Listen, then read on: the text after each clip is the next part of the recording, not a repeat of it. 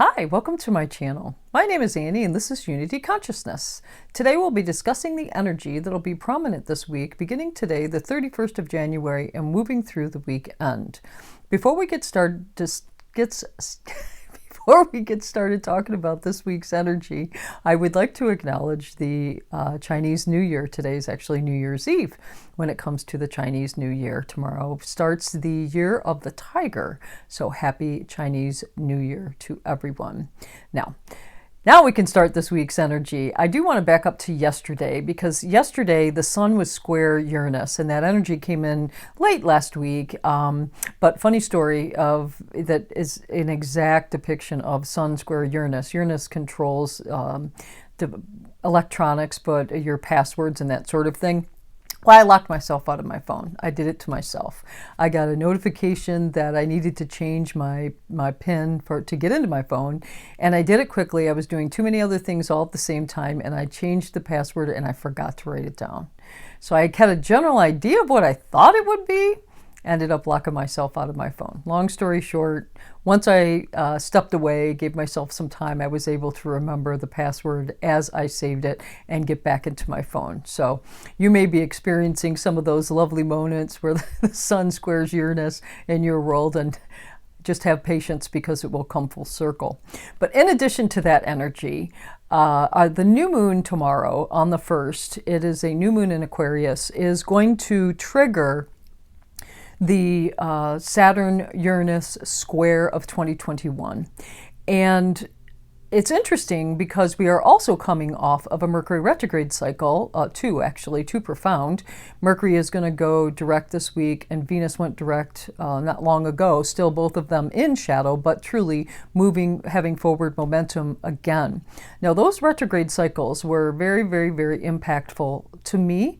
I do believe, and when I look at the collective and gauging based on the feedback I was getting from my clients, I noticed that there were some generational conditioning themes in those retrograde cycles, and we were being shown some generational conditioning relative to relationships and money and all the things Mercury communications, Mercury and Venus related. The generational conditioning that got us to where we're at, we were being faced with circumstances that asked us to change the manner in which we respond to those situations versus reacting.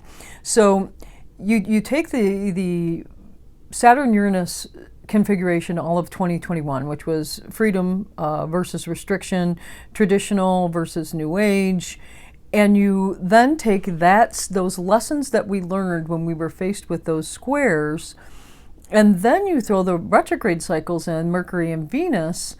Now, at the time of this new moon, there is going to be a situation that presents itself to you, and I'm going to suggest that it's going to have something to do with top-down authority, because there's a Capricornian theme in here as well with the Saturn-Uranus square, and Taurus as well, for purpose of making sure that you feel secure. So you're going to be faced with a situation at the time of this new moon. Mine actually came in over the weekend and then this morning, that cause you to lean on what we learned during those retrograde cycles and respond differently, with a little bit more mature of an aspect. Okay, so on Thursday of this week, Thursday and into Friday, the sun is going to conjunct with Saturn in Aquarius. And this is very serious energy. So that same energy is reflected early on in the week, but by the time we get to Saturday, once we get through Friday, this is going to be replaced. Instead of the square configurations that we felt over the weekend, we're leaning more towards using Saturn to our advantage, creating some boundaries, perhaps some healthy boundaries that allow us to exist in whatever that new world is that we are manifesting. But let's break that down even a little bit more. So the new moon in Aquarius, which is, again, it's going to be on the 1st. Make sure this is a new moon, so it's time for us to set a new intention. And we're going to set an intention that aligns with that new moon, which is in Aquarius. So which also speaks to that Saturn-Uranus square and the principle of Aquarian energy of freedom to be yourself, but aligned with the collective. So set that intention that aligns with that theory and thought. And if you are faced with a situation that is like the Saturn-Uranus square, make sure you lean on the lessons learned at the time of that retrograde so that you can respond in a way that helps to manifest, because this is a new moon, we're manifesting a new reality. You can manifest a new reality for yourself that levels up. Okay, we do have, there's a harmonious meeting at the time of this new moon between Jupiter, which is in Pisces, and Mars, which is in Capricorn.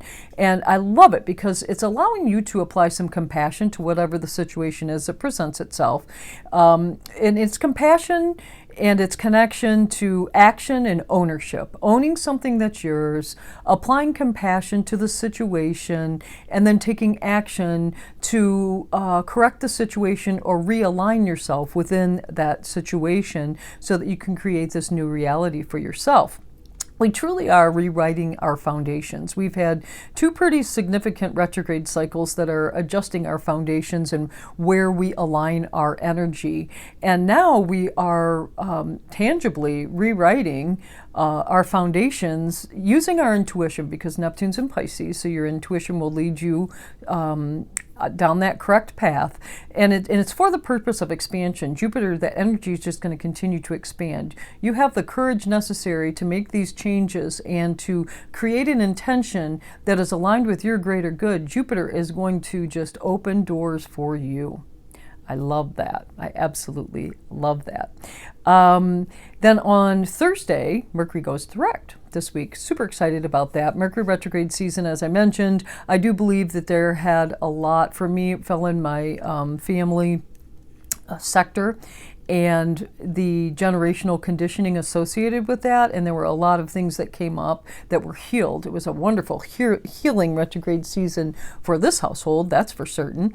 And I'm excited that Mercury's going to go direct. So as these situations pop up that require us to take action, we can now take action. And we're very clear on that action. We can pivot back. We have taken the time to review, rewrite, revamp situations. And now we have clarity and we can move forward with that intention relative to Mercury, so it's communications, and also Venus is direct. So any if you were thinking about undergoing a procedure for purpose of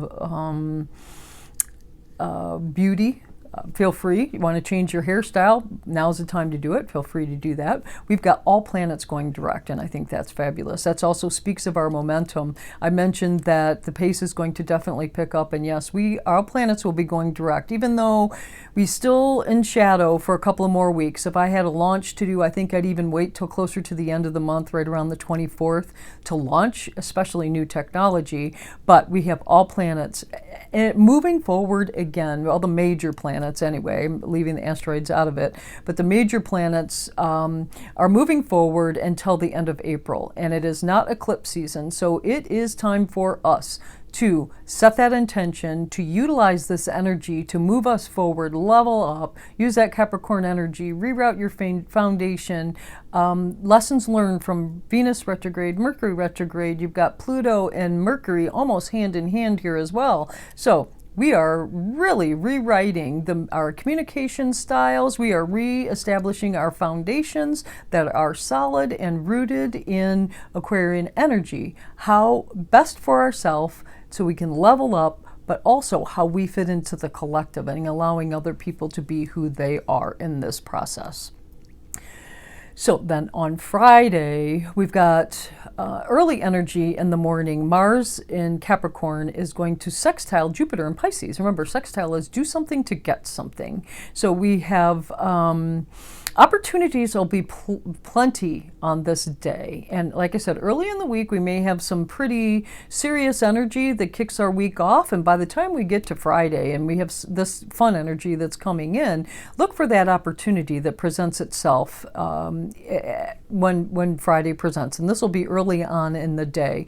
Trust your intuition. If your intuition tells you to go for it and take action, by all means, please do. Mars is in Capricorn. And like I mentioned, Mars loves being in Capricorn.